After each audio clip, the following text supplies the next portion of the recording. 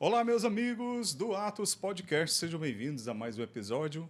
Com muita alegria trazemos a você mais um episódio inédito com um convidado também inédito, Dr. Anastácio Queiroz. Daqui a pouco vamos bater um papo com ele, vou apresentá-lo melhor, mas já quero pedir para você deixar o seu like aí e também se inscrever no canal se você ainda não é inscrito. Por favor, vai rapidinho aí antes de começar, antes de continuar aqui a assistir a esse episódio maravilhoso. Verifica logo se você não é, se você é inscrito. Se não for, aperta aí rapidinho, inscrever-se, e você já ajuda demais o Atos e também vai ser informado pelo algoritmo quando sair. Toda vida que sair um episódio novo, já vai aparecer no seu feed aí do YouTube, tá bom? Então, colabora com a gente.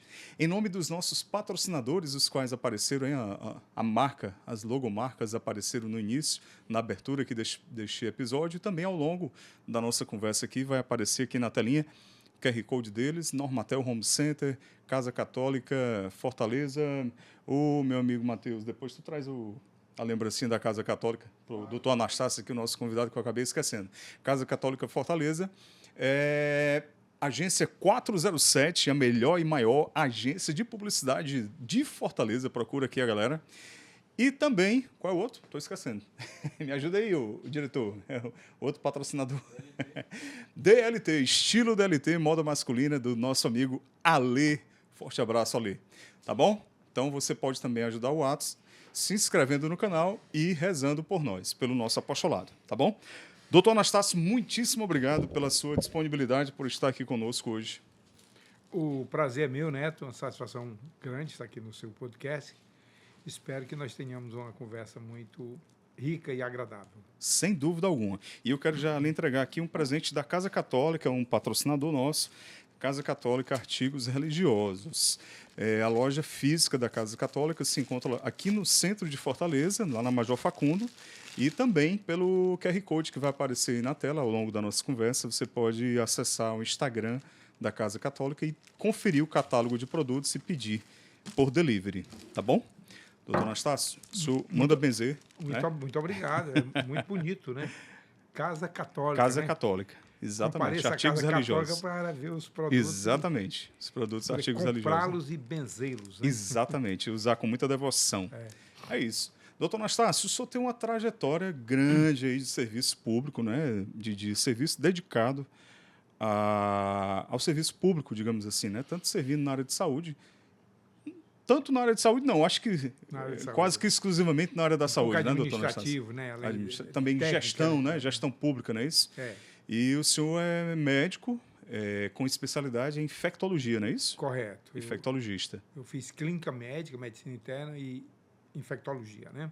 Sim. Eu, na realidade, me formei aqui no Ceará, fiz residência no Ceará, me formei em 1976, né? Esse ano a minha turma completa 50 anos de formados, né? E aí fiz residência no Ceará, depois fiz uma pós-graduação, passei uns anos nos Estados Unidos, morei um período trabalhei um período na Universidade de Virgínia, depois na Universidade de Miami. O senhor fez, aquela experiência sanduíche, ou foi como professor visitante? Não, no doutorado foi sanduíche, né? Certo. Foi professor visitante, já agora, depois de bem maduro, né? Nos anos 2007, quer dizer, há muitos anos depois, que eu entrei na faculdade em 1979, como professor colaborador, né? Tinha terminado a residência. Aqui no UFC. No Ceará, na UFC. Eu, quer dizer, segui todos os passos até que cheguei a professor titular, né, de medicina clínica, que é o meu departamento, né? Mas, assim, eu me dediquei mais às doenças infecciosas porque trabalhei muito no São José, fui interno do São José, então, tanto que você não fala de uma doença infecciosa, porque eu provavelmente já vi mais do que qualquer especialista naquela rancenias, tuberculose, leishmaniose, o que você possa imaginar, eu vi muitos casos, porque eu trabalhava no São José como diretor durante 13 anos e eu via todos os doentes que entravam, sem exceção. Todos passavam pelo senhor? Não passava, eu visitava os doentes. Entendi. O pessoal me chamava muito para os médicos, sempre tive uma relação muito boa com os médicos, e como eu era um médico com mais experiência, né, e estava presente, E eu sempre documentava muito, tanto que eu tenho muita coisa publicada, né, e tal. Assim, os livros de doenças infecciosas mais importantes do mundo, Uhum. eu participo, né? Sim. E realmente foi uma experiência muito...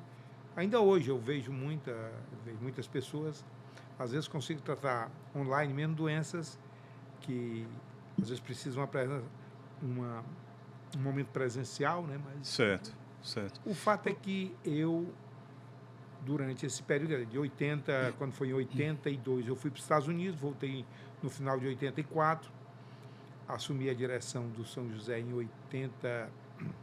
86, fiquei até 1994, no final entrei na secretaria em 95, passei 8 anos, saí em 2002, 2003 voltei para São José, né? Mas sempre durante esse período como médico, mesmo no São José, eu pertenci a um grupo, Núcleo de Medicina Tropical da Universidade, que fez parceria durante muitos anos com a Universidade de Harvard, a Escola de Saúde Pública da Universidade de Harvard e a Universidade de Virgínia. E aí, com o grupo de Virgínia, foi que eu passei os 2 anos lá nos Estados Unidos, e isso me deu a oportunidade de publicar em muitos livros importantes, muitas coisas. Então, foi essa parceria com Harvard e Virgínia que permitiu que as nossas pesquisas ganhassem uma dimensão maior, né? Mas sempre o meu trabalho foi como clínico mesmo, clínico de doenças infecciosas. Certo. Aí passei 8 anos na secretaria, uma experiência, nós realmente fizemos um trabalho, nós tínhamos, talvez sem desmerecer, eu acho que ninguém nunca mais formará uma equipe daquela. Era uma equipe de pessoas competentes, dedicadas ao extremo, e todos funcionários públicos. Não existia essa questão da terceirização, Certo. porque depois que eu saí, muitas pessoas se aposentaram, e hoje os órgãos públicos, para funcionar, tem que trazer pessoas terceirizadas, etc. Então, foi um grupo muito... É tanto que tudo que está sendo feito hoje, de certo modo, tem uma marca do que foi feito naquele momento. Maravilha. Maravilha. Meus amigos, nós estamos aqui com o Dr. Anastácio Queiroz, que é médico, né, como a gente falou, infectologista, e ele também tem uma visão toda especial sobre o estudo do Santo Sudário. Santo Sudário, todos vocês sabem que é aquele lençol, digamos assim, né, aquele pedaço de pano, aquele tecido que encobriu o corpo de Jesus e até hoje é muito estudado. E o Dr. Anastácio também tem estudos, pesquisas, curiosidade acerca dessa, digamos que é um legado, né, o Dr. Anastácio, uma herança, né, da época de Jesus, uma herança muito preciosa, né? Sem dúvida. E chegando agora à Semana Santa, né, esse episódio vai ao ar aqui na Semana Santa de 2026, a gente quer trazer luz aqui com a ajuda do Dr. Anastácio, que é um estudioso, para a gente compreender melhor sobre o ponto de vista médico, né, mais científico, como é que foi a paixão de Jesus, o que é que Jesus sofreu, né, no corpo, como é que ele sofreu aquelas dores que o fez morrer por mim e por você, tá certo? Mas nós antes a gente quer também saber um pouquinho da trajetória dele, né, como um gestor público, como eu falei. Diretor, a captação do áudio do Dr. Anastácio tá legal? Tá captando bem, né? Beleza. Dispara aí o cronômetro pra gente. É isso, meus amigos. Doutor Anastácio, o senhor falou aí já um pouco da sua trajetória. O que motivou o senhor... o senhor falou que, por excelência, é clínico, é um médico clínico e tudo mais. Mas o senhor acabou indo parar na gestão pública. O senhor construiu uma carreira, um trabalho para um dia estar na gestão pública ou foi uma coisa que aconteceu naturalmente? Foi um convite que veio? Não, eu não construía. Eu era médico e, como eu falei, eu enveredei pelas doenças infecciosas porque eu comecei estagiando no São José. Como eu era médico da Secretaria de Saúde, mas lotado no São José, quando foi em 1996, durante a campanha para o governo Tasso, como eu era um médico que dava entrevista às pessoas e tecnicamente conceituado, eu tinha chegado dos Estados Unidos, né, que era uma pessoa tecnicamente qualificado, um médico, de certo modo, com boas relações com os colegas, tudo, e trabalhava no São José. Então, como o diretor saiu, houve uma proposta de me convidar para assumir a direção. Aí eu fiquei no São José de setembro de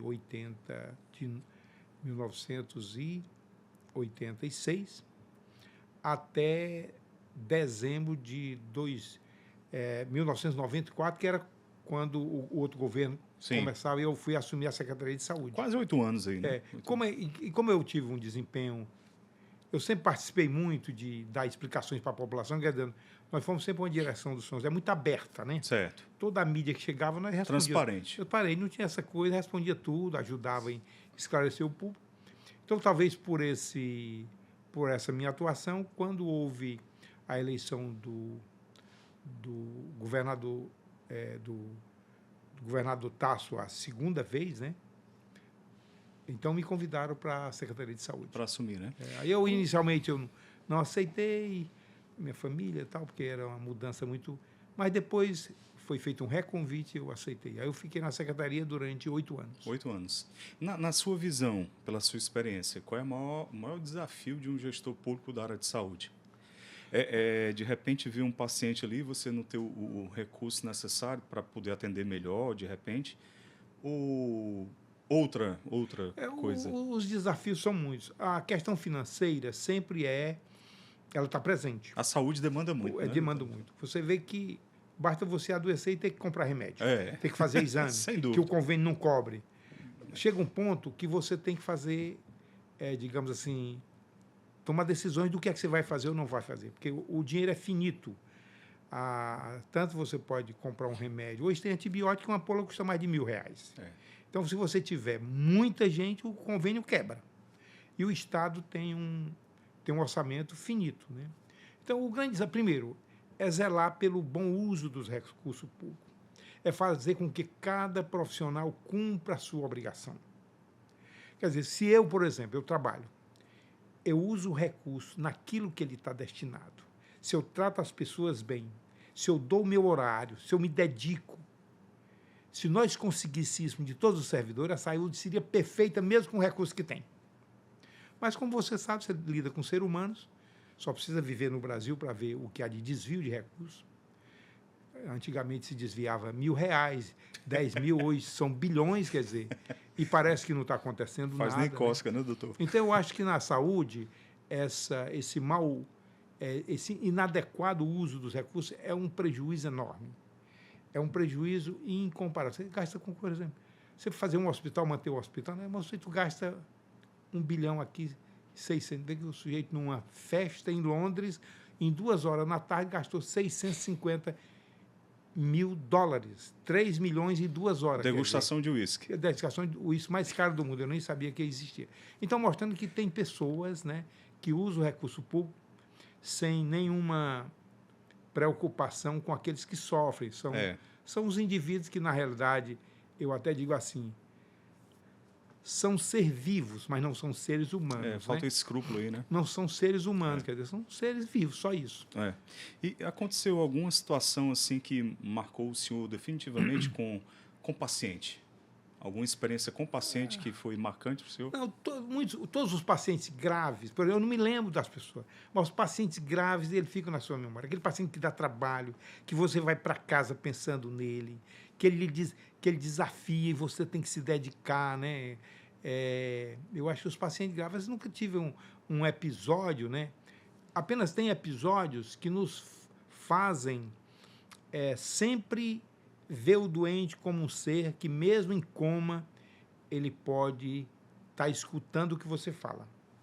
Eu tive um episódio, apesar de professor da faculdade, eu tinha uns plantões na Casa de Saúde de São Raimundo, né? Certo. Mesmo em na cuidados UTI. paliativos, né? Não, na casa, isso era quando eu ainda bem início na minha carreira de médico. Certo.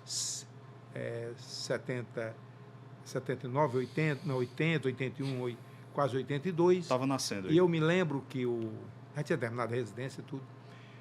Chegou um paciente em coma, tal, não vou entrar muito no detalhe. E durante as visitas no leito, você te fala uma coisa, fala outra, porque o doente está em coma, né? Quando o paciente voltou do coma, E eu, como eu estava plantando, conversava muito com os doentes, né, e ele ainda continuava lá, e disse, doutor, tinha um aqui que dizia assim, esse aí não tem jeito não. Quer dizer, né, certo? Então, a gente vê que realmente, por isso que eu digo, você vai visitar um parente seu que está doente, que não está ouvindo, fale como se ele estivesse entendendo tudo. Né? Porque nós não sabemos o que acontece com a mente das pessoas. Então, preocupação, sempre trate, os estudantes, o que você faz para ser um bom médico? Tem que estudar, tem que se dedicar, mas tem, sobretudo, que tratar bem as pessoas. Se você é um ser que estuda, que conhece, examina bem o paciente e trata bem, você será, com certeza, um grande médico. Mas você sabe que hoje, infelizmente, se você falar com alguém que vai numa emergência, há muitas reclamações. Os médicos sobrecarregados, eu acho que muitos não estão preparados humanisticamente, que é muito difícil. É muito difícil os estresses da vida, né? Então, você tem que ser aquele sujeito muito forte para suportar muitos plantões. Eu dei, por exemplo, na São Raimundo, eu dava um plantão 12 horas à noite e entrava no domingo de manhã e saía segunda de manhã. Mas voltava para trabalhar numa boa. Sempre foi assim, né? Uhum. Acho que tirei isso do meu pai, um muito trabalhador. O fato é que é um desafio muito grande. Um desafio grande. Exercer a medicina dentro daquilo que o Hipócrates, digamos, jurava, né? Considerado o pai da medicina? É porque o indivíduo criou o código, né? Digamos, não é nem o código de ética médica, mas é nesse sentido de respeitar o paciente, né? Uhum. Você realmente tratar as pessoas da melhor maneira possível, mesmo nas piores circunstâncias, né? Então, acho que é isso que faz um bom médico. Outra coisa, o ser de ser um bom médico tem que estudar sempre. Mas sempre. Você vê um caso... Um eterno aprendiz. É um eterno aprendiz porque tem coisas novas. Uma doença que você leu há muito tempo, vê de novo. Às vezes, uma doença que você nunca viu é capaz de diagnosticá-la se você estudar. Você está entendendo? O que é um grande desafio. Mas a gente quer, pelo menos, que os médicos conheçam as doenças que são descobertas, né? Verdade. É um desafio grande ser um bom médico. E a visão de fé? A visão de fé para quem crê, o médico que acredita em Deus e na vida eterna. Consegue ali no dia a dia, mesmo na correria, na rotina, consegue enxergar ali que existe uma alma por trás daquele corpo, muitas vezes já que... É o que hoje chama espiritualidade. Então, inclusive, recentemente eu fui convidado para Houston, que durante a pandemia eu atendi muitas pessoas, né? Uhum. Muitas pessoas, muito sofrimento. Conversei muito com as pessoas, fazer com que elas acreditassem nelas, né? Acreditar em Deus, né? E o fato é que lá em Houston tem muitos hospitais de câncer, né? No Texas. Certo. E ele tem pessoas que trabalham a espiritualidade, desde digamos assim, evangélico, como católico, tem lá dentro capela, tudo isso, fantástico. E, inclusive, lá teve um prêmio que eu tive a honra, o prêmio, o meu nome, Anastácio de Queiroz Souza, é o prêmio que foi dado a pessoas que são muito maiores que eu, chefe da doença infecciosa, da neurologia, pessoas que dedicam a sua vida à medicina, mas que têm uma visão de espiritualidade, ver o indivíduo além do corpo, né?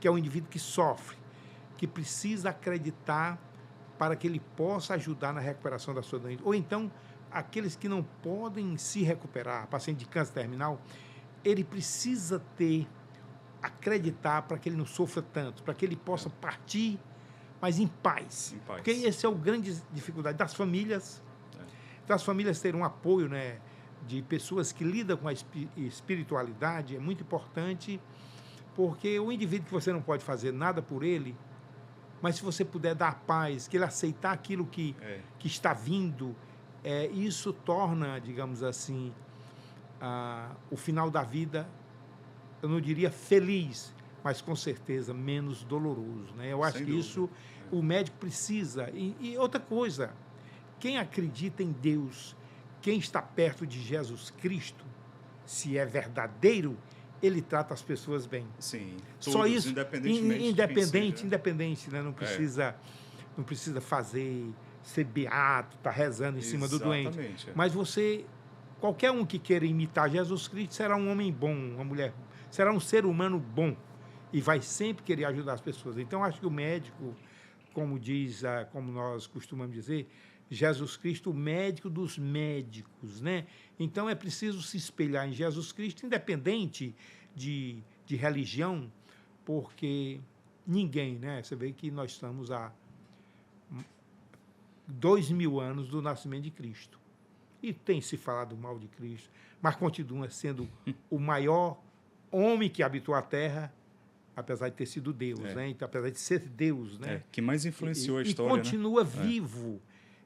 Você vê pelos milagres eucarísticos, né? Jesus continua vivo. Muitos não acreditam, mas se essas pessoas que não acreditam se lerem sobre os milagres eucarísticos, eles com certeza ou se calarão ou acreditarão.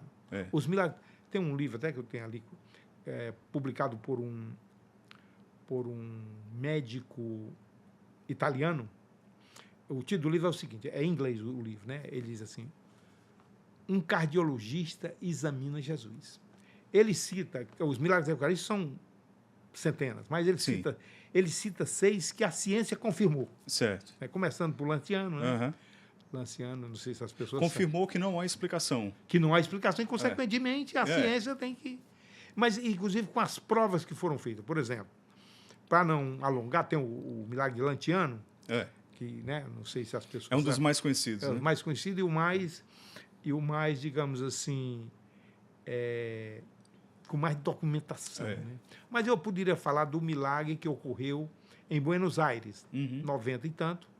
Uma horta caiu em cima do... O sacristão encontrou a horta em cima da bancada ali do altar e mostrou ao padre. Como ela estava um pouco suja, o padre não comungou. Mandou botar na água, porque se bota na água, quando a horta se desmancha, você joga fora. No dia seguinte, a horta estava igual.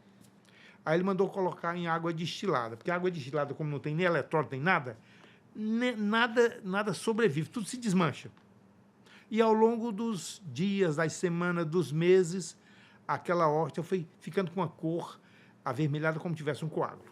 Para não alongar muito a história, depois de 3 anos, aquela cor vermelha parecia um coágulo. Né?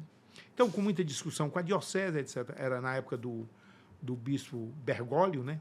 Então arcebispo lá de Buenos Aires. Que veio ser papa depois. E concordaram em examinar.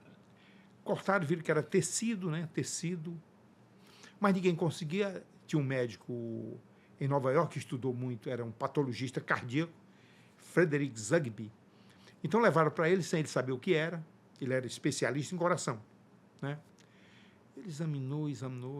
Aí ele disse assim, isso era uma horta que, ao longo de 3 anos, na água destilada, não se destruiu, criou tecido. Ele disse assim, isso aqui é tecido cardíaco. Um dos milagres mais impressionantes, comprovado, quer dizer, ninguém mexeu, está tudo filmado, isso é uma coisa que foi, toda a análise foi filmada, tem vídeo, você pode comprar tal. Só para mostrar a questão que Jesus continua vivo, né? E as pessoas que não acreditam é porque não leram o suficiente, né? É muito fácil de dizer, eu não gosto disso, eu não sei aquilo, mas leia. Você já leu, né? Já foi atrás de se inteirar? Se você ler, por exemplo, sobre Guadalupe... incrível. Nossa Senhora de Guadalupe se você ler, é encantadora a história. Se você ler sobre alguns milagres de Padre Pio, quer dizer, intercessão de Padre Pio, a mulher, a crianças que não tinham pupila na Inglaterra, não tinha pupila, ela foi ao Padre Pio e depois ela ficou enxergando, continuou, o oftalmologista, ela continuou sem pupila, mas enxergava. E tem outras histórias muito impressionantes. Então, milagres... Só a fé explica, né? E porque são coisas que estão escritas, estão presentes. Não vou dizer aquela coisa que a pessoa fala, né? Em resumo, né? Se você não acredita em Cristo, é porque, infelizmente, você não teve a oportunidade de ler o suficiente, né? É como diz Jesus, né? Bem-aventurados os que creram mesmo sem ter visto, né? Perfeito. Né? Fica à vontade, doutor Anastácio. Desculpa, é porque eu me engasguei com a água. Tranquilo. Doutor Anastácio, vamos entrar então agora na questão aqui propriamente do Santo Sudário, né? Pois não. O senhor estava mencionando aí alguns milagres eucarísticos, e aí a gente chega agora à questão do Santo Sudário, que também é outro elemento que deixa o ser humano ali cara a cara com o limite da ciência, né? Porque para que eu não esqueça, né? O Sudário revela várias questões, mas uma delas, as outras eu falo depois. Talvez seja o milagre mais excepcional de Jesus Cristo, o Sudário. O Sudário talvez seja a relíquia mais estudada de todos os tempos. O que existe de pesquisa, o que existe de artigos. Eu recebo, por exemplo, quase todo dia não sei se Joseph Marine, que é um estudioso do Sudário, e eu recebo no e-mail quase todo dia artigos que ele manda de outras pessoas, né? Muita gente que não acredita, né? Tem aquelas pessoas que não tem jeito, né? Mesmo vendo, né? Esses não contam, né? Porque você vê que não é uma questão de ter lido. Nosso Senhor tem cada filho nesse mundo, né? Tem pessoas que são, digamos assim, que fazem questão de se opor ao que é correto, né? São os literalmente tortos. Negar, né? Por negar, né? Negar por negar, porque é contra, né? Mas é isso. Então, voltando aqui. Então, o sudário, a rigor, é o tecido de linho, né? Que conta a Bíblia e acredita-se que José de Arimateia, que era um homem rico, né? Que, ao mesmo tempo que pertencia ao poder, né? Ele admirava Jesus, e em Jesus sendo, digamos assim, morrido, né, na cruz, ele pediu a Pilatos pediu o corpo de Jesus. Pediu o corpo. E como ele tinha um túmulo dele, que era para ele, e tinha novo, nunca tinha sido usado, e aquele tecido era para ele. Ele usou, era um linho que hoje acredita-se que era um linho que tinha vindo da Índia, pelos estudos, etc. Tal. E esse tecido, ele cobre Jesus da parte das costas até os pés. É um tecido que mede 4,3 metros inteiro, a peça. Deve ter sido muito caro o linho. Hoje, se você comprar uma peça de linho desse tamanho, de um linho muito bom, é muito caro, né? Só numa época que... que era, tinha mais dificuldade. E 1,10 m de largura. Tá. Então, realmente, Então ele ficou todo envolto, né? Todo envolto, dos pés às cabeças, a frente e a parte das costas, né? Certo. Quais são as evidências médicas de que o Santo Sudário verdadeiramente foi o tecido que envolveu Jesus? Tem umas coisas muito interessantes, né? Que quando eu falo sobre o sudário, eu sempre falo um pouco sobre a paixão de Cristo, né? Pois não, fica à vontade. Se você ver, por exemplo... A nossa intenção aqui é terminar umas 18 horas, mais ou menos. Aí não tem problema, a gente pode conversar. 18 horas, tá bom? A gente pode ficar... Então é o seguinte, na realidade, só lendo aqui um pouco pois não, fica à vontade. Da Bíblia, né? Quer dizer, quando a gente reza o texto, né, os mistérios dolorosos, né? A angústia de Jesus Cristo, né, que foi no Jardim das Oliveiras, especificamente no Getsêmani, onde seria a prensa o lugar mais perto da prensa de óleo, né, que o pessoal usava muito, porque o azeite é muito antigo, azeite, né? Certo. Então, diz o seguinte, né? Jesus começou a ficar triste, angustiado, isso depois da Santa Ceia. Então disse: estou numa tristeza mortal, ficai aqui e vigiai comigo. Ele foi um pouco mais adiante, caiu com o rosto por terra e orou: meu Pai, se possível, que esse cálice passe de mim, contudo, não seja feito como eu quero, seja feito como eu quero, mas como tu queres. Isso é Mateus, né? E ele diz assim, aí se viu, seu suor tornou-se como gotas de sangue que caiu ao chão. Essa é uma questão. Isso é possível. Isso é verdade. Isso pode acontecer com o ser humano? A medicina diz que sim. Suar sangue. O suor, você suar sangue. Não é aquela... Claro, não é uma cachoeira, né? São o suor que você vê que aquele gotículas. Suor tem sangue no suor. Evidentemente. E por que isso aconteceu? Jesus sabia, naquele momento, ele tinha certeza pelo sofrimento que ele ia passar. Então, é uma entidade chamada hematidrose, é o de suar sangue, é o suor tornar sangue. Isso era muito descrito no passado muito distante, onde os indivíduos morriam sob uma tortura inimaginável. Né? É o tempo da barbárie, né? É barbárie. Então, o indivíduo vê o outro... E realmente, o que acontece? Nós temos um sistema nervoso autônomo, o simpático, parasimpático, que produz substância chamada catecolamina. Você tem uma emoção grande, a pressão aumenta, você começa a suar, a pressão cai. Quer dizer, então, esse sistema nervoso, ele atua, essa substância, ela atua ao nível da parede dos vasos. Se você olhar microscopicamente a pele de um indivíduo, aonde tem as glândulas sudoríparas, onde você sua, tem as glândulas sebáceas, onde sai essa gordura, mas as glândulas sudoríparas, quando elas saem, próximo a elas, existem veias e artérias, quase encostando.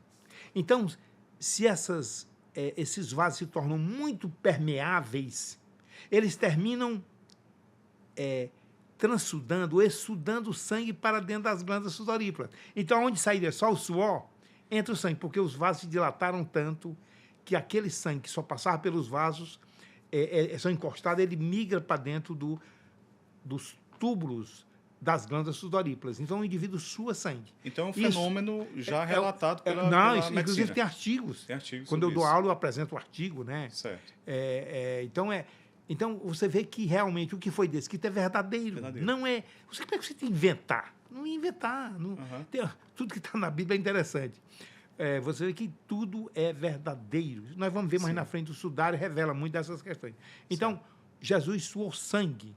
Aí vem a questão, depois, no sudário, né, quando uma das questões, quando um dos soldados furou Jesus, perfurou Jesus com a lança, e saiu sangue, água e sangue, né? Você posso até ler aqui a passagem? Sim. Só para a gente poder... Pois não, fica à vontade.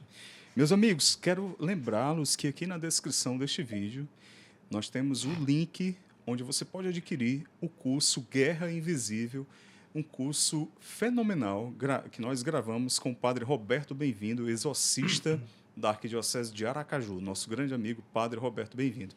Então, não deixe de adquirir esse curso maravilhoso que vai lançar luz sobre a sua vida espiritual, a sua vida e da sua família, para você ter mais conhecimento sobre a ação do maligno em nossas vidas e a gente se defender dele, tá bom? Então, Guerra Invisível, está aqui na descrição. Pois não, doutor?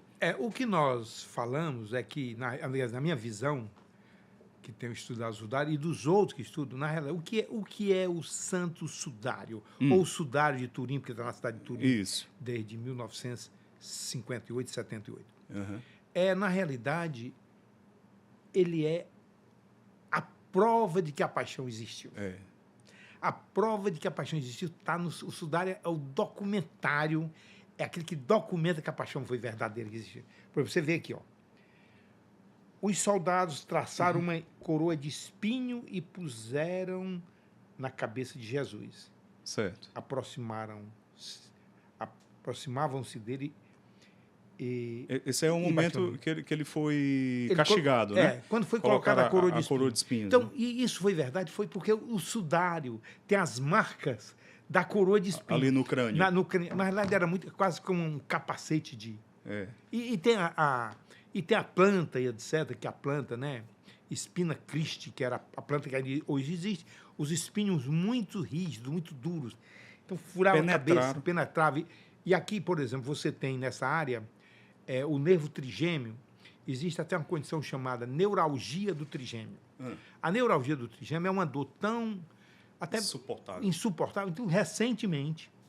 Porque hoje, com todos os analgésicos muito potentes, né? Recentemente, não foi, faz nenhum ano, não, tinha uma moça com neuralgia que ela pediu a eutanásia, porque ela não suportava isso. Porque você dizer, na época, não tinha analgésico. Não tinha nada. Então, ela pediu porque a dor, nem todo mundo, mas a neuralgia. Então, você pegar uns espinhos furando o nervo, são nervos grossos. Uma coisa é quando você colhe sangue, que aquela agulhazinha toca uma fibrila, uma fibrinha de sangue. Mas uma coisa é você... esmagar milhares de fibras nervosas sensitivas ao mesmo tempo. Então, isso está documentado no sudário. Sim. Está documentado no sudário. Tem outra questão no sudário, São as marcas da flagelação. Da né? flagelação. Da flagelação. Aquele momento em que os soldados romanos justamente. flagelaram Jesus, né? Você tem aqui, por exemplo... E aí a lança está marcado lá também, o ferimento do lado aqui Então, de Jesus. aí nós com a falamos, lança. isso é muito interessante. Uhum. Ou seja, os ferimentos que estão registrados lá, doutor Anastácio, são compatíveis com a crucificaão narrada pela Bíblia, né? Tudo. Quer dizer, eu estou dizendo, o sudário é uma prova... É uma radiografia. Em conteste, é um documentário da paixão. A paixão existiu e o sudário ainda existe hoje para provar que foi verdadeira. Então, beleza. Pois não. Um dos soldados golpeou-lhe o lado com uma lança e imediatamente saiu sangue e água. Isso é possível? Como é que alguém ia descrever isso se não tivesse acontecido, né? Ia tirar isso de onde? De onde? Então, aí, existe uma explicação médica? Sim. Por exemplo, você leva uma pancada no joelho, muito forte, logo o joelho incha. Naquele joelho só vai ter praticamente líquido.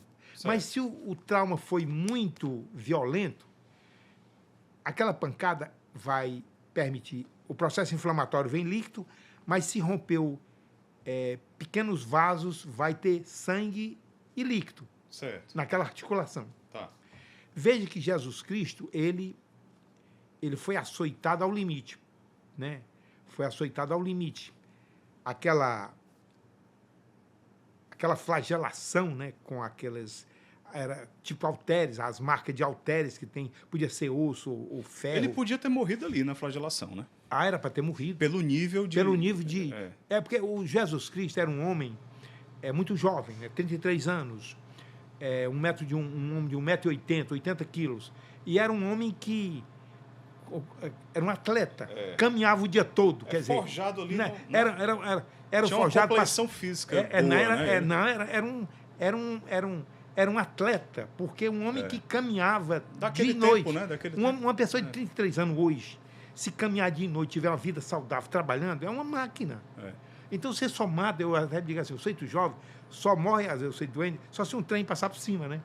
Então, era um homem forjado. Mas é interessante, né? O senhor que é infectologista, às vezes vem um vírusinho bem pequenininho e aniquila a pessoa. Perfeitamente. Mas, de qualquer modo, algumas questões fazem com que você pode ir mais depressa ou mais devagar. É verdade. Como aconteceu na pandemia, sim. que eu não vou aqui falar. Sim, Mas o fato é que Jesus era um homem saudável, forte, jovem e que realmente... e suportou aquela flagelação toda. O número de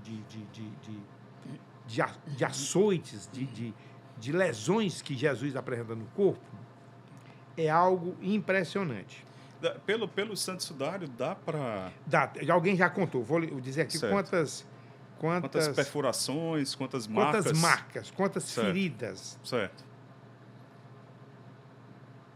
Eu tenho aqui porque é interessante, as pessoas não têm noção. Porque se você era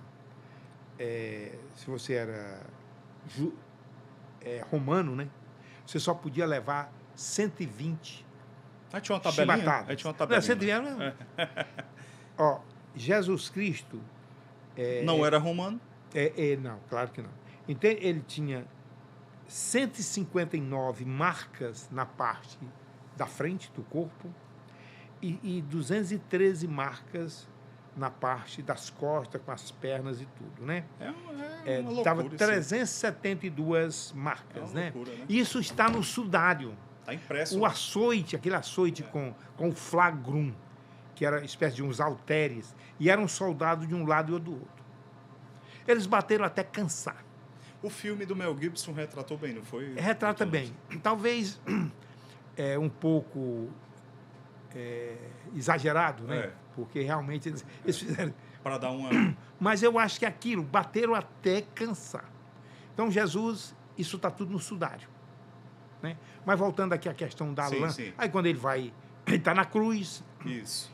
Inclusive para provar o que diz na Bíblia, nenhum osso foi quebrado. Isso. Então eles estavam mortos. Furaram. Quando fura, sai. Dos outros quebraram as pernas. Né? Porque quebra nas pernas, você. Arqueia, né? Ficava sem poder respirar. Né? Então, aquilo ali aconteceu por quê?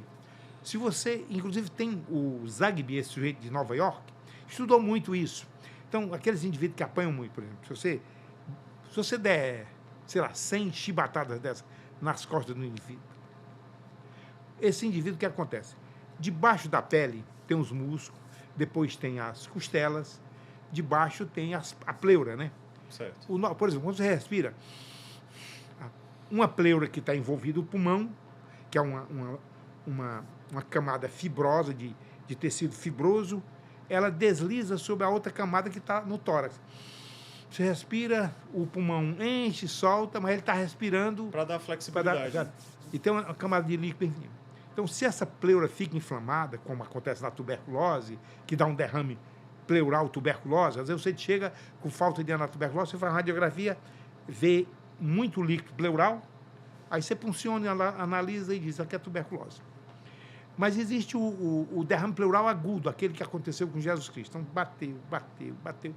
E ele fez um derrame pleural, quer dizer, a pleura de tanta pancada, como acontece no joelho. Sim. Você bate no joelho, o joelho cria um derrame sem ter sangue. Né? É muito comum você torce o joelho, não é comum? Isso. Aí você olha e o joelho fica inchado. Cheio de líquido. Vai no ortopedista, ele mete a agulha e tira o líquido. A mesma coisa aconteceu com Jesus Cristo. Então ele ficou com derrame pleural, que era líquido, que é uma exsudação, ou transsudação, quer dizer...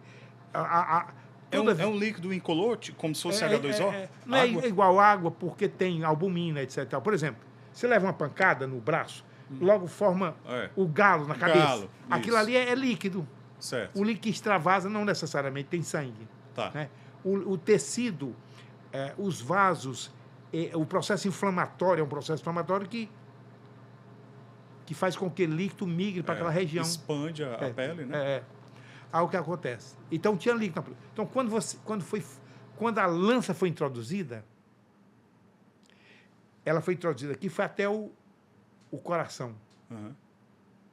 Então, quando fura o coração, que ele puxa, vem sangue do coração, mas vem líquido do espaço pleural. Entendi. Isso é a verdadeira. E o sangue não se mistura com esse líquido, né? Não. Por conta da densidade depois, não, depois mistura, né? Mas quando você puxa, como sai do coração, sai o sangue e sai a água em seguida. Sai a água. Claro, depois se você botar sangue e água junto, eles se misturam. Não mistura óleo e água, mas o sangue... Sim. Né? Tanto que se você tiver levar uma facada no tórax, é diferente, uma facada direta, e depois o indivíduo pode formar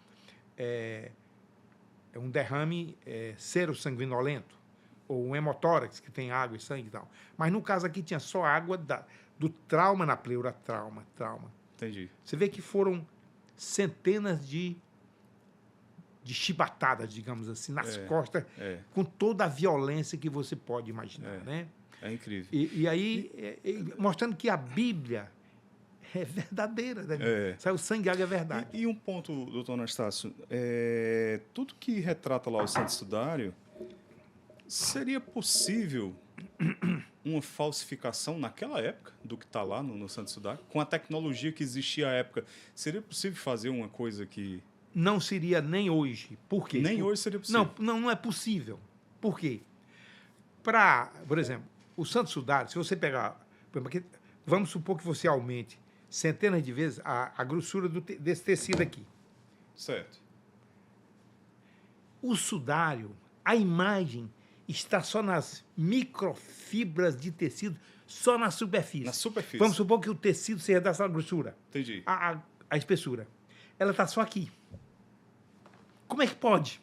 Primeira coisa aí, porque isso foi estudado, teve um grupo de 1978 de americanos que juntaram $1 milhão e foram e conseguiram negociar com a Diocese de Turim, o Vaticano, para estudar o Santo Sudário. Desculpa. Pois é. Desculpa. Então, eles estudaram e tudo isso foi avaliado. Né? E viram que não tem tinta, não tem pintura, não tem nada. A única coisa que tem no sudário é sangue AB positivo. Ou seja...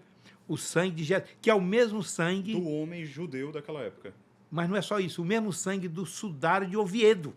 Em Oviedo tem um tecido, que é muito bem estudado, que foi o que ficou no rosto de Jesus. É tanto que você que você lê na Bíblia, né, que tem a parte que você vê que não tinha só um pano. Não sei se eu vou conseguir aqui encontrar, mas eu acho que eu tenho aqui. Pode procurar aí, tranquilo. Quando chega aqui.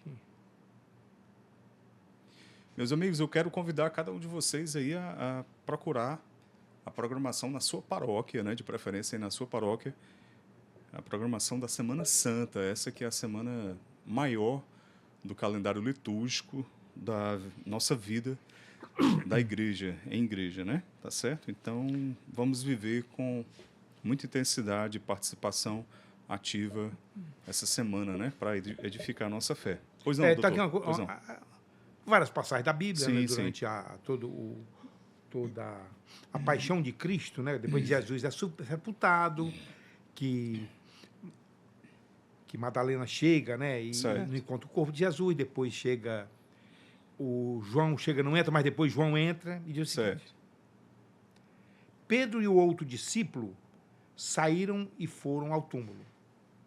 Os dois corriam juntos. O outro discípulo correu mais depressa, chegando primeiro ao túmulo. Inclinando-se, viu as faixas de linho no chão, mas não entrou.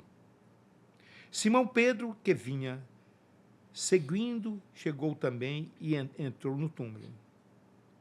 Ele observou as faixas de linho no chão e o pano que tinha coberto a cabeça de Jesus. Esse não estava com as faixas de linho, mas enrolado em outro lugar.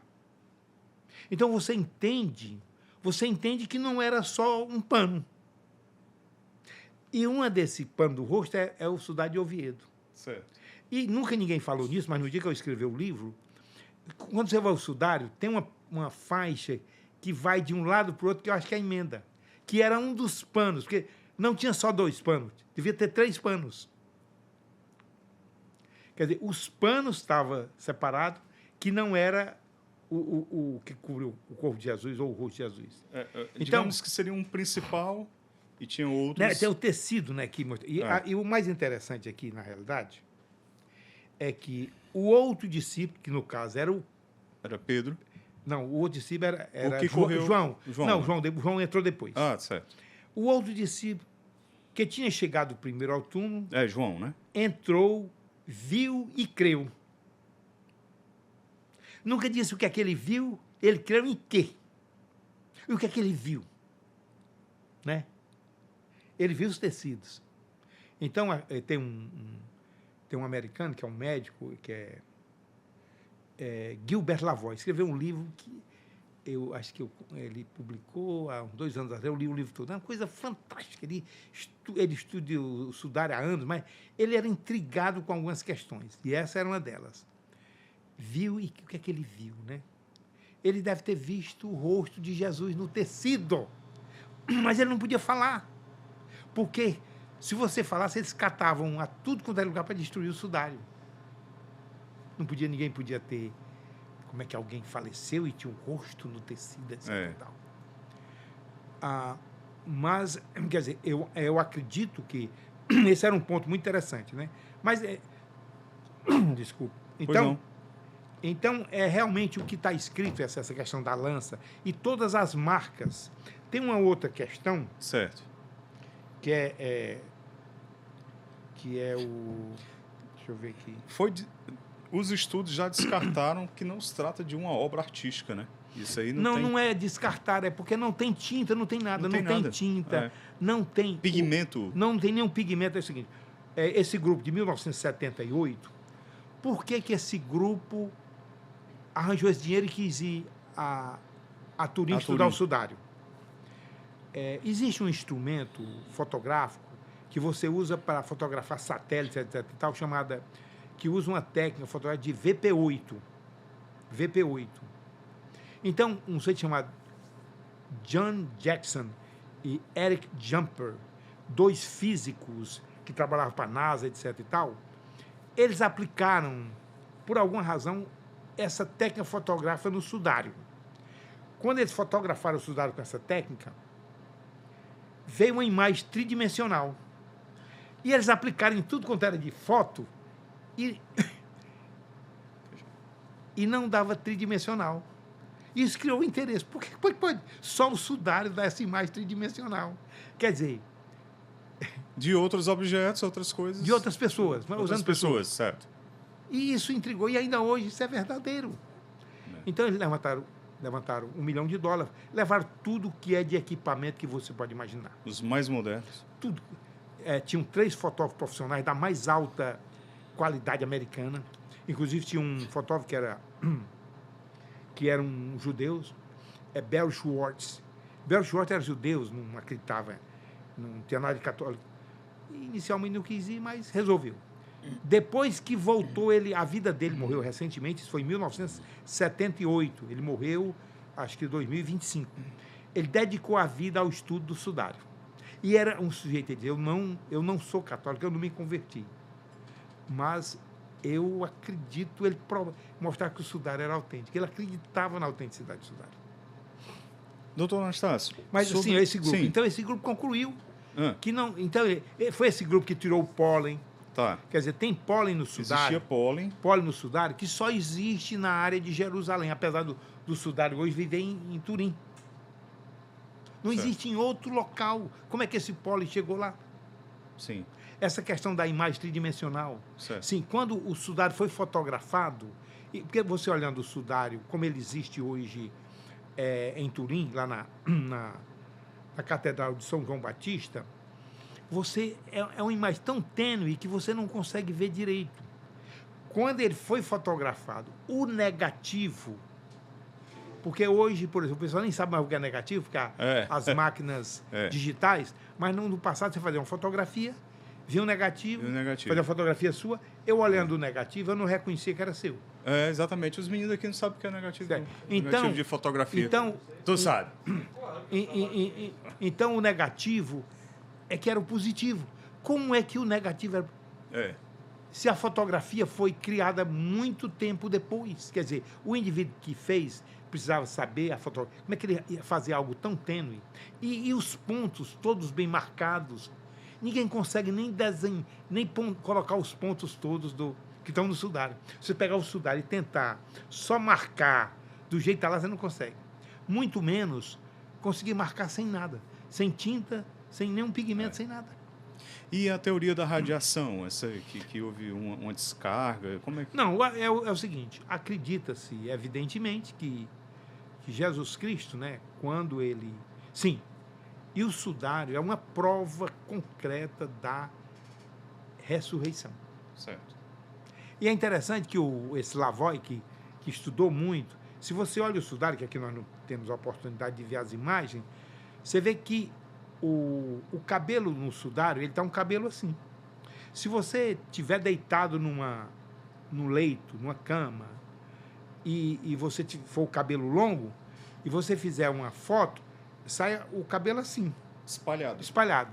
O cabelo de Jesus está assim. Retinho. Como se Jesus estivesse em pé. É verdade. E quando você olha para o sudário, os pés de Jesus não estão tocando o chão. Então, aquela imagem se formou na hora da ressurreição. Quando Jesus... O corpo se ergueu. Se ergueu, certo? Digamos assim, e foi elevado ao céu. Isso. Porque realmente ele estava querendo acreditar ou não, é o que aconteceu. Sim. É o que está provado. Sim. Então, os pés não estão encostando no chão e o cabelo é de umas pessoas que está na... A força da gravidade, né? Você está ereto. Você está ereto. Então, na realidade, o sudário é muito interessante. Isso foi o Gilbert Lavoie que destrinchou isso e coloca no livro dele, mas de maneira muito interessante, muito, muito qualificada. Então, são tantas coisas, né? Sobre ainda a questão... sobre a questão da igreja, o posicionamento da igreja. A igreja, até hoje, encara como um elemento de devoção, né? De piedade popular. João Paulo II até chamou o Santo Sudário de espelho do Evangelho, né? Mas a igreja ela sempre trata, diante dessas questões, ela tem uma postura muito serena e com muita seriedade, né? Para que seja realmente... Então, oficialmente, ainda o Santo Sudário para a igreja ainda não foi declarado oficialmente como autêntico, não é isso? Eu acho que nunca colocou essa palavra. Mais interessante, se o Papa diz que é o espelho do Evangelho, Pois é. o que é o espelho do Evangelho? É um documento que prova É. que o Evangelho é verdadeiro, né? Ainda falta, assim, dizer e ponto final, né? Inclusive, é uma coisa muito interessante, falando em João Paulo, né? No Vaticano tem a Academia de Ciência do Vaticano, que durante mais de 20 anos foi dirigida por um brasileiro chamado Carlos Chagas Filho, que era o filho do Carlos Chagas que descreveu a doença de Chagas, etc. e tal. Certo. Carlos Chagas Filho era um médico que depois se tornou um biofísico, um homem tecnicamente muito qualificado, e que era uma pessoa de muita confiança do João Paulo, né? Do João Paulo II. São João Paulo hoje, o santo, né? É. E é mais interessante que quando houve esse negócio do carbono 14, Sim. o Chagas era um daqueles que acreditavam, apesar de estar dentro do Vaticano, né? É como se fosse um infiltrado, né? Ele não acreditou no sudário. O João Paulo acreditava tanto. Aí ele demitiu o Carlos Chagas Filho. Eu tinha uma admiração da Carlos Filho, mas para mim ele perdeu bastante. Porque, primeiro, ele ficou num ambiente durante muitos anos ao qual ele não acreditava, ele não pertencia, né? Sim. Quer dizer, não era um indivíduo, tirando o lado, assim, que era um grande cientista, mas... Ele se considerava ateu? Não, isso eu soube assim, porque eu como sei a história do Sudário, Sim. o João Paulo demitiu. Demitiu. Não, da comissão acho que não, lá, né? não houve... Da academia, né? Da academia, ele era presidente da academia. Mas essa teoria do carbono 14 foi refutada. É o seguinte, o que é que acontece, né? Quando você olha a questão do carbono 14, deixa eu colocar aqui. Faz tempo, né? Essa análise... análise... É o seguinte, havia muito interesse de datar o sudário, né? Certo. Para ver se batia com a idade de Cristo, né? Deixa eu ver aqui, peraí.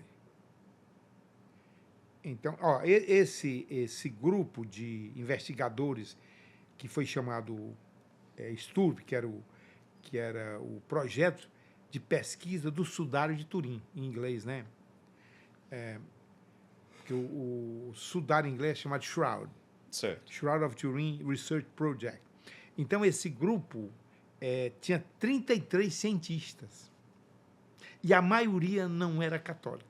Inclusive, eu acredito que alguns, o objetivo era lá e mostrar que o sudário não era autêntico. Que era uma falsa. E eles todos estudaram o sudário pelo resto da vida. Esse John Jackson, que é um físico, né, que depois deu muita entrevista, etc., se dedicou ao sudário. Só ficou fazendo pesquisa sobre o sudário. É interessante.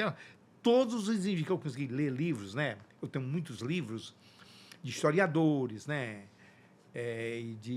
Tem indivíduo que escreve que é um advogado, mas escrever bem um terceiro livro, quer dizer, é apaixonante. Mas é interessante que você, deixa eu ver aqui, né? Foi em 1988, houve uma negociação que conseguiram retirar. Mas quando eles retiraram, claramente concordaram em tirar daquele lugar, que era uma emenda. Você via que era uma emenda. Aqueles indivíduos que concordaram, eles já sabiam que não ia dar a data. Porque houve um grande incêndio que o sudário foi queimado, não diretamente pelo fogo, mas como ele estava Estava protegido, né? Protegido, mas numa mala de prata. Uhum. A prata derreteu e alguns pingos. Pegaram. E em um dos cantos foi remendado por umas feiras. O remendo foi tão perfeito que você não notava, mas se notava raramente. E eles fizeram, quando eu dou aula, eu mostro isso aí. Então, foi dessa emenda.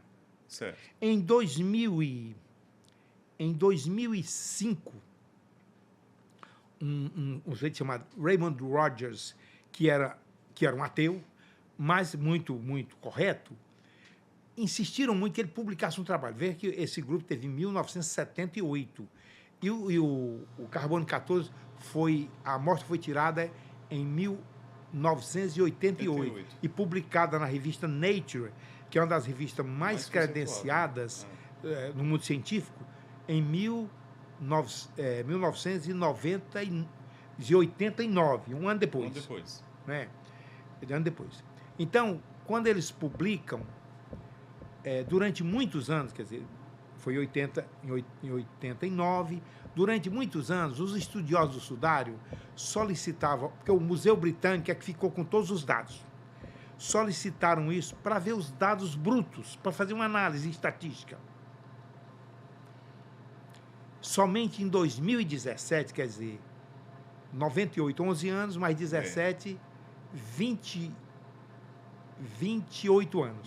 28 anos depois, é que através de uma ação judicial, o Museu Britânico liberou os dados. Quando eles estudaram os dados, eles viram que a análise estatística estava errada. Eles não poderiam ter chegado àquela conclusão. Então, foi publicado um artigo em 2019, analisando isso, né? Eu tenho esse artigo, tenho tudo, mostrando que realmente teria que ser refeito o estudo do sudário. Antes disso, em 2005, isso foi em 2019, um sujeito chamado Raymond Rogers, que tinha uma amostra do que foi analisado. Ele era um químico muito famoso, né? É um dos que foi em 78 para a Itália, e ainda tinha essa amostra, ainda estudava o sudário. Por insistência grande, ele analisou detalhadamente e publicou numa revista chamada uma revista de química, Acta Química, uma coisa assim. E ele concluiu que aquela amostra era contaminada com linho não, com algodão, coisa que não tinha no sudário. E que não poderia nunca, ele faz uma análise bem... Então foi refutado. Ele não poderia nunca ter sido usado como a data do sudário. Então, tem esses dois artigos científicos assim que... Além de se ver... E tem uma coisa interessante. Sim. Tem muita coisa, né? Sim, sim. É o seguinte, quando... Deixa eu ver aqui. Quando o grupo se juntou para fazer o estudo do carbono 14, ficou certo o seguinte, que múltiplas áreas seriam estudadas, só foi estudado uma área que era contaminada, que era uma emenda, que era no cantinho, bem no cantinho. Isso está tudo provado, porque tudo foi filmado, eu tenho tudo isso, né? Então, existia 5 testes do protocolo. O primeiro é que tinha que tirar mais de uma amostra, só tiraram uma. Segundo, que as análises tinham que ser completas e feitas ao mesmo tempo. Não foram feitas. E que 7 laboratórios deveriam participar da análise. Inclusive, esse grupo de 78, que tinha cientistas brilhantes, eles nunca permitiram que esses cientistas participassem. Porque eles provaram que o sudário não tinha tinta, não tinha nada, era autêntico. E que os testes tinham que ser cegos, não foram cegos, um laboratório se comunicou com outro, etc. Tal. E que não devia haver conferência de laboratório. Então, na realidade, eles não cumpriram nenhum dos protocolos. O objetivo, realmente, era fazer algo para dizer... Como é que um estudo desse pode ser considerado então, sério? Eles consideraram, por exemplo, que o sudário deveria ser de 1.260 a 1.390, por causa das datações dos diferentes laboratórios. Tá. Veja bem, o laboratório de Arizona, o mesmo laboratório, examinou 2 fragmentos daquela amostra. Se aquelas amostras fossem autênticas do sudário, daria a mesma data. Uma das amostras do Arizona dava que o sudário era de 1.238.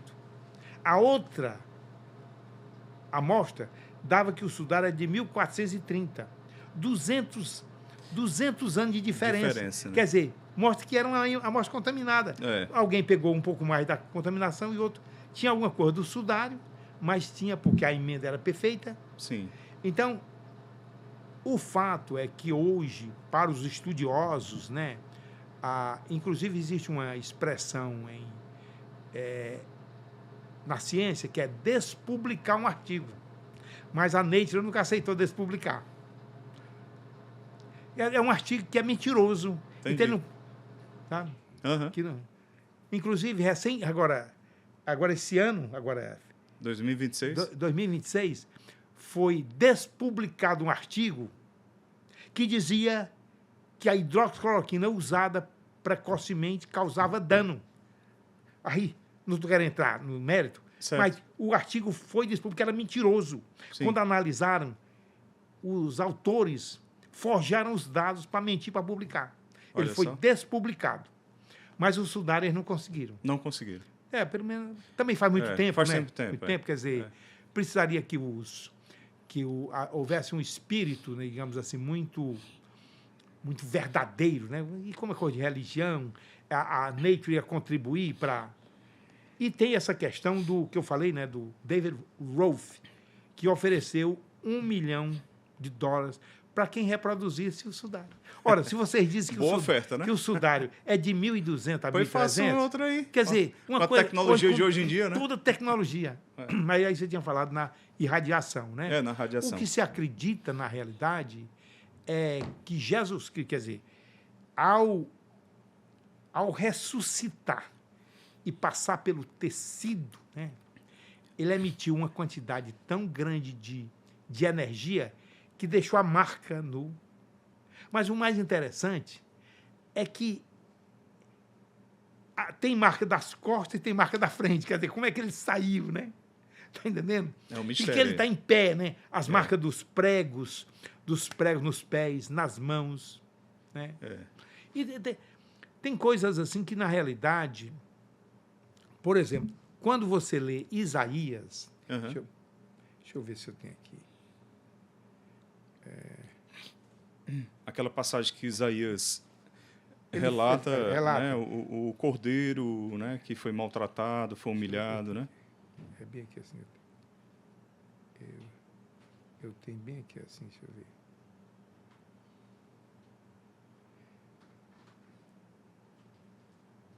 Tem muita...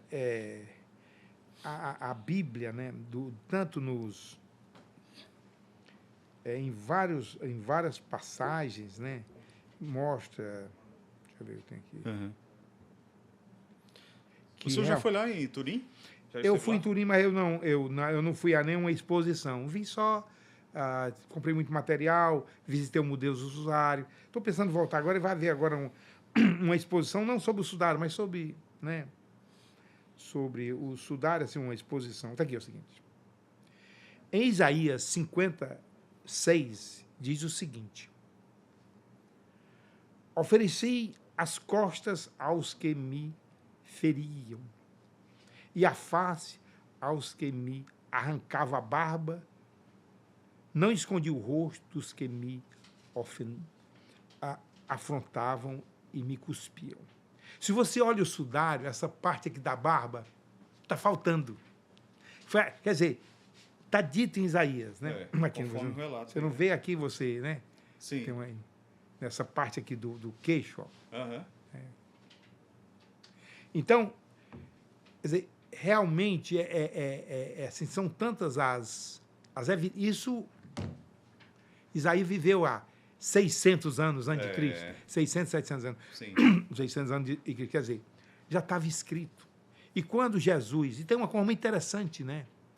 Aquela passagem que Jesus diz, destruirei esse tempo e reconstruirei em 3 dias. Aí ele diz o seguinte, ele não estava falando do templo, ele estava falando dele. Do tempo de concreto, né? Tava falando quer dele dizer, mesmo. quer dizer, do seu corpo.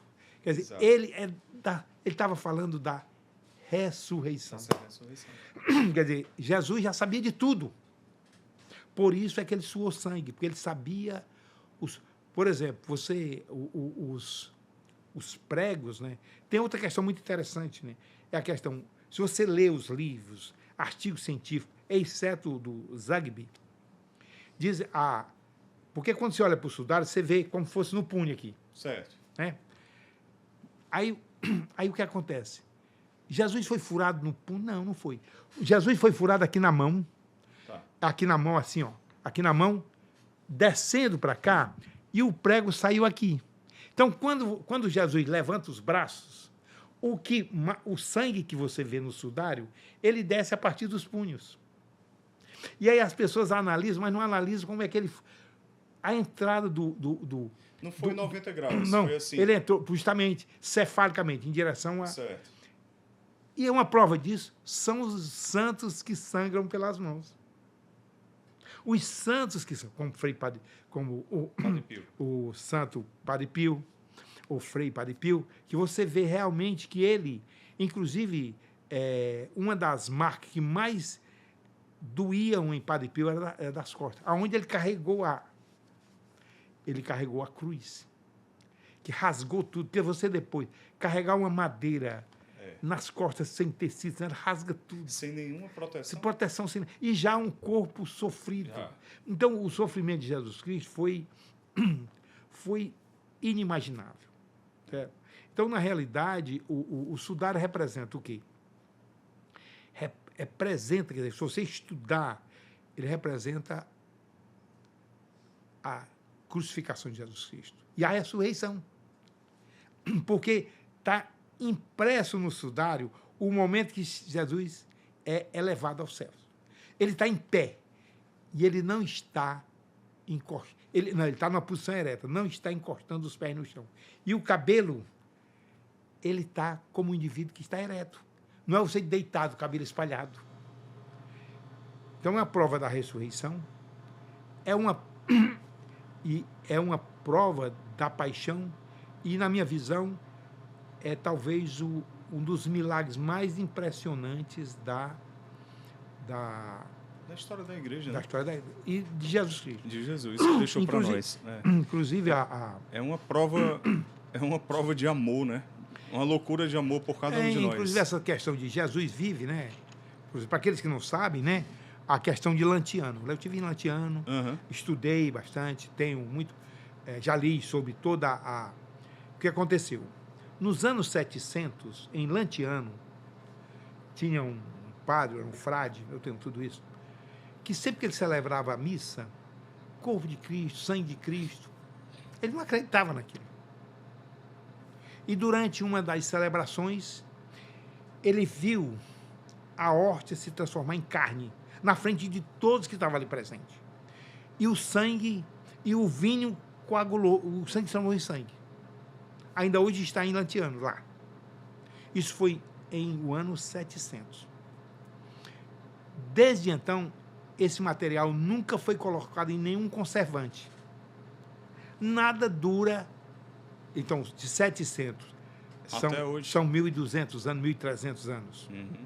Nada dura 100 anos, 200 anos, 1.300 anos. Está lá em Lantiano.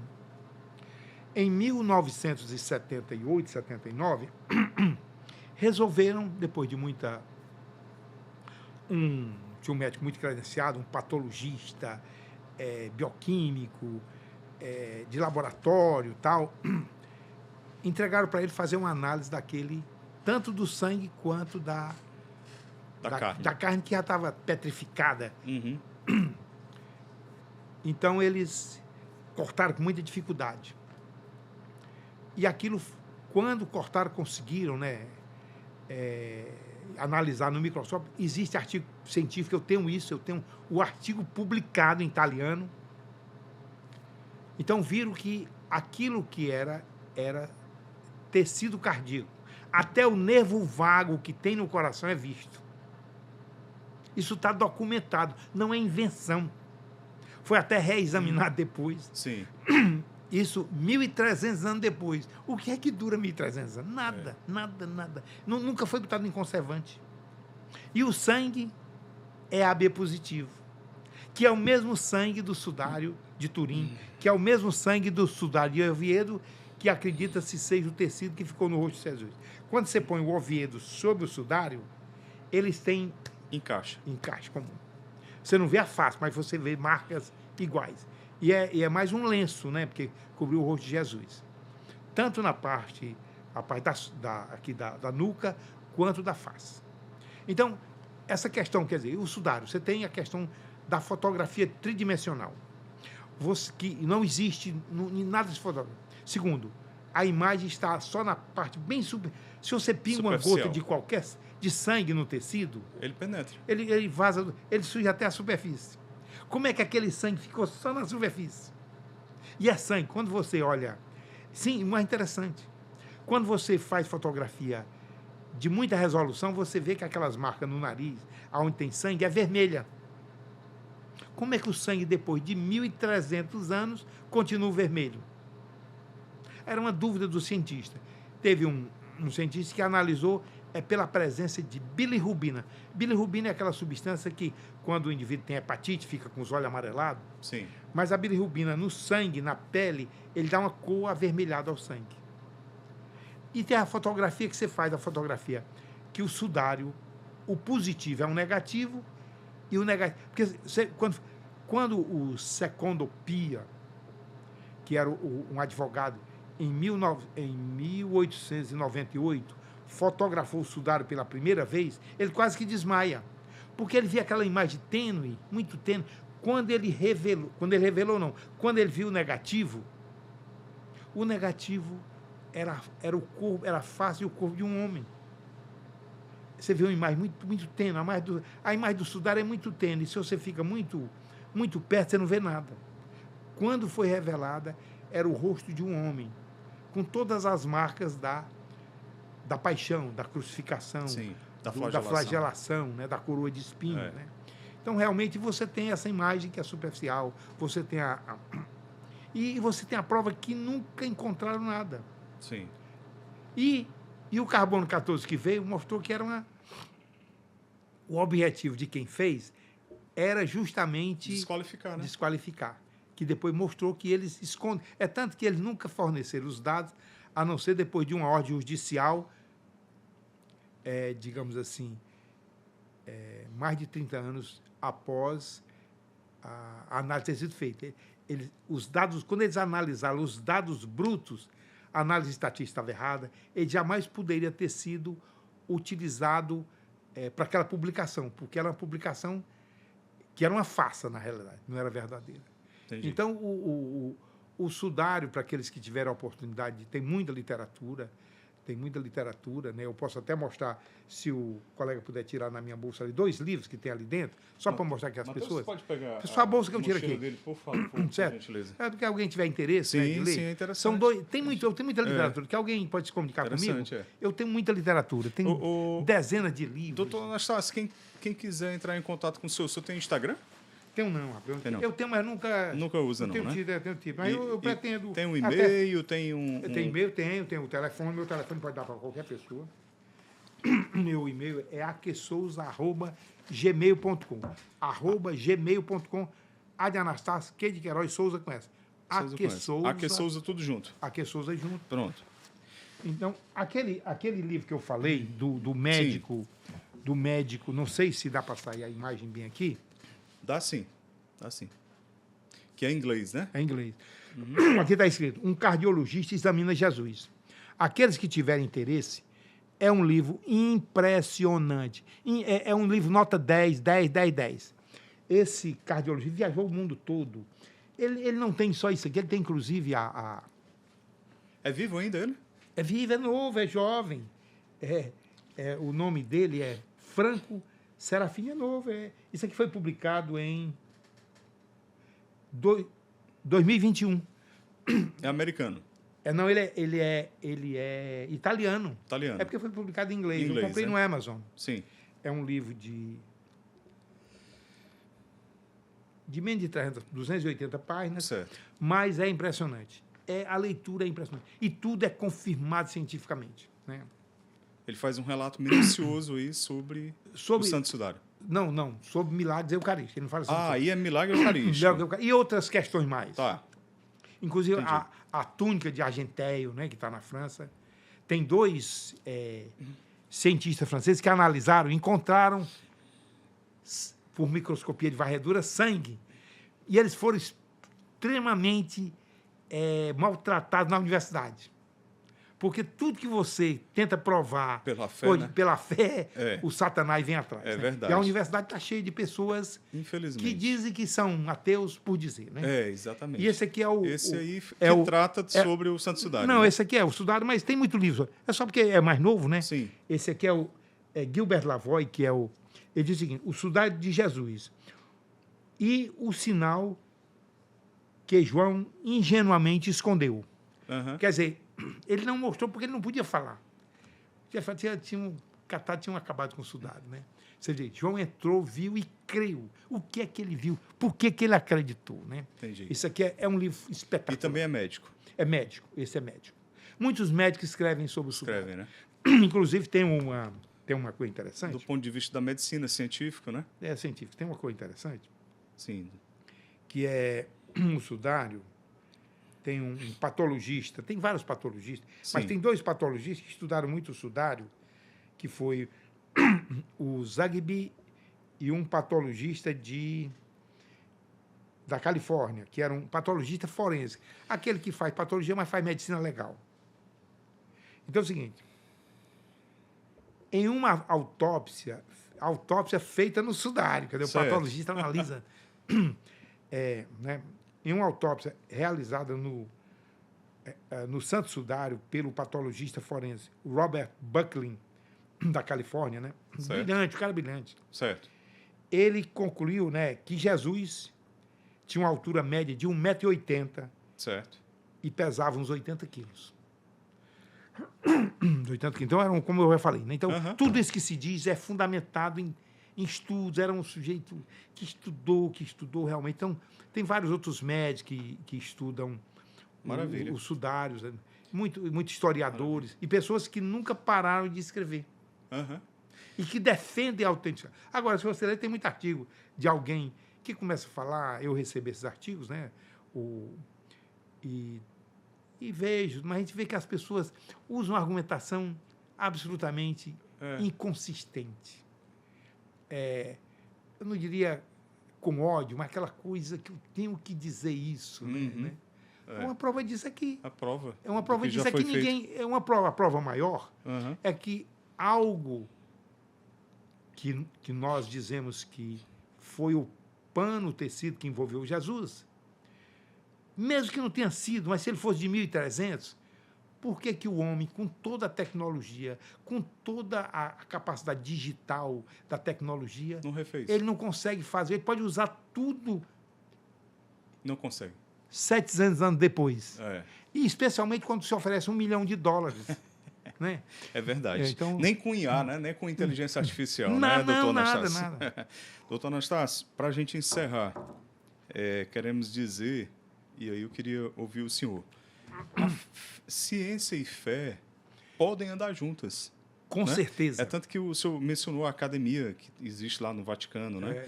O documentos da igreja que falam sobre fé e razão. Sim. Então, a igreja fundou as universidades. A igreja nunca foi contra o pensamento científico. Não é isso? Inclusive, tem um oftalmologista, tem um indivíduo, um chinês, que veio para os Estados Unidos, e na China todo mundo é ateu, né? Partido Chegou nos Comunista- Estados Unidos, teve muita dificuldade, né? E resolveu fazer oftalmologia. Ele não sei, muito estudioso, foi muito oftalmologia. Quanto mais ele se aprofundava, estudando o olho, ele não pôde conceber que aquilo era uma obra do acaso. Uma explosão. Se você analisar qualquer órgão humano, não dá para acreditar você nasceu de uma reação química, de um aminoácido. Isso é uma baboseira. São pessoas... Não dá... Existe um cientista... Então, esse indivíduo, hoje, ele descreve... Ele se tornou católico. O chinês. Chinês, porque não dá, não dá para você acreditar. Se rendeu, né? Se render, quer dizer, tem uma força maior. Existe Deus. Porque o olho humano, você talvez não conheça o detalhe da anatomia, mas qualquer órgão. Para você ter uma ideia, o coração. O coração começa a funcionar no 21º dia de vida. E é o último que para. Quando ele para, morre. O cérebro descansa um pouco, o olho descansa e o coração Tá lá. Firme e forte. Quer dizer, você acha que o homem era capaz de uma coisa do acaso, outra coisa? Nós nos formamos, eu sou diferente de você, mas formou o olho, formou o fígado, o rim. Quer dizer, não dá para isso ser obra do acaso. Todos os animais, você vê um pássaro, né? Você vê o beija-flor dando uma ré, né? Ontem eu estava no sítiozinho que nós compramos em Guaramiranga, em Mulungu, e o rapaz encontrou um bichinho, eu pensei até que era um cágado, um jabuti, desse tamanho. E eu acho que aí o meu filho foi ler, aquele jabuti deve ter uns 50 anos ou mais, e todo ralado em cima, quer dizer, não dá tanto animal, tanta coisa, né? As plantas, você achar que aquilo ali saiu de um aminoácido que foi se reunindo e reagindo. E isso veio de onde? De onde? Onde começou tudo isso? O Steve Hawkins, sim, que eu considero o Steve Hawkins um ingrato, né? Porque, para mim, o Steve Hawkins ter vivido o que viveu, uma prova clara da existência de Deus. Para mim, ele é o incêndio. E ele nega Deus. É um ingrato, né? Um ingrato, né? É aquele filho que a mãe fez tudo e ele ainda trata mais. É um ingrato, né? Filho pródigo. Doutor Anastácio, muitíssimo obrigado. E queremos deixar essa mensagem final de que o Santo Sudário, como o Papa João Paulo falou, é o espelho do Evangelho, é um retrato da paixão, do amor que Nosso Senhor teve e tem por cada um de nós, né? Ao ponto de morrer do jeito que ele morreu. Certo. E aquilo falando da fé, e só para terminar, da fé e da ciência, eu acho que a fé e a ciência devem caminhar juntos, né? Porque a ciência consegue provar muitas coisas que às vezes são só na fé. Que é o caso de os milagres, por exemplo, sim, que você consegue, milagre eucarístico, a ciência prova porque ela não consegue explicar como aquilo aconteceu, mas ela consegue mostrar que aconteceu. Sim. Né? Então, isso é um prazer muito grande. Espero realmente que todos nós possamos, né, nos fortalecer com as coisas de Jesus Cristo, né? E que só tem uma maneira de nós entendermos um pouco mais, ou acreditar um pouco, é lendo e orando, né? A gente também se converte pelo conhecimento, né? Sem dúvida. Muito obrigado, doutor Anastácio Queiroz, né?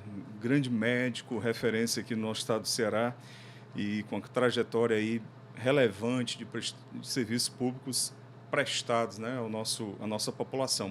Muitíssimo obrigado, doutor. Muito obrigado. E a você que ficou até aqui com a gente, muito obrigado por sua audiência. Deixa o seu like aí, se inscreve no canal, compartilha com todo mundo esse episódio e vamos viver intensamente esses dias de Semana Santa e de Tríduo Pascal para a gente celebrar a vida que vence a morte com nosso Senhor Jesus Cristo. Até o próximo episódio, se Deus quiser.